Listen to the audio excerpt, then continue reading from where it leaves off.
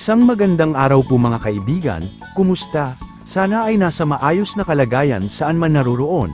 Maraming salamat po sa patuloy ninyong suporta sa aking munting channel. Welcome pong muli sa aming munting backyard para sa isa na namang episode.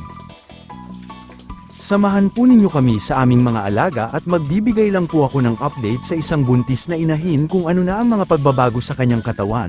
Medyo matagal po akong nakapagbigay ng update sa kanya dahil may pinagkaabalahan lang sa ibang bagay. Parang nasa 85 days old pa ang kanyang tiyan ng huling update at ngayon ay nasa 98 days na.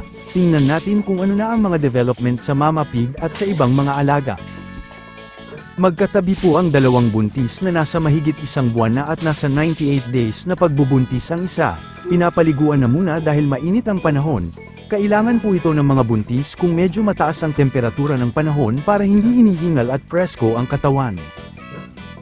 Kumpara sa nakaraang episode patungkol sa inahin na ito ay lumaki at bumagsak na ang kanyang panggatasan, malaki na rin ang kanyang tiyan, malalakas na rin ang galawan sa loob kung pinapakiramdaman at sana ay malulusog ang kanyang mga piglets. 2 linggo na lang ang hihintayin para sa panganganak ng Mama Pig at medyo excited pa naman kami sa mga bagong aalagaan dito sa backyard. 2 araw simula ngayon ay schedule na po naming bigyan ng dewormer o sa ika-100 days at susunod naman ang second dose na iron vitamin sa ika-105 days bilang paghahanda sa kanyang panganganak. Noong ika-85 days ay nakapagbigay na po kami ng unang dose na iron, 2 beses po kami nagbibigay ng naturang bitamina para makakuha na ng mga nutrients ang mga biik habang nasa loob pa ng tiyan. Mahalaga ang iron upang labanan ang anemia kaya makikita natin na namumula o pinkish ang kulay ng mga piglets paglabas. Nasa less than 2 months pa po ang tiyan ng isang ito at inahin po ito ng isang biik na nakita ninyo sa unang video.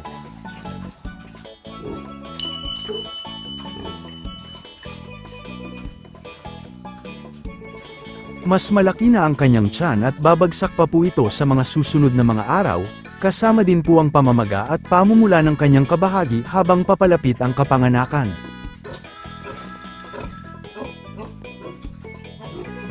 Magiging abala na naman po tayo sa paghahanda ng mga gagamitin katulad ng mga gamot at gamit dito sa paanakan.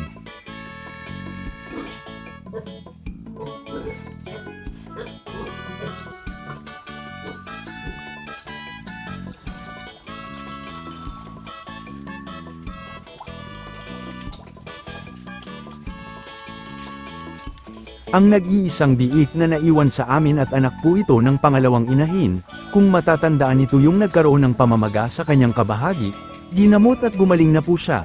Ngayon ay malaki na, may gustong bilhin na sana para pang lechon pero umayaw kami dahil palalakihin na lang namin at ibenta kung nasa market weight na.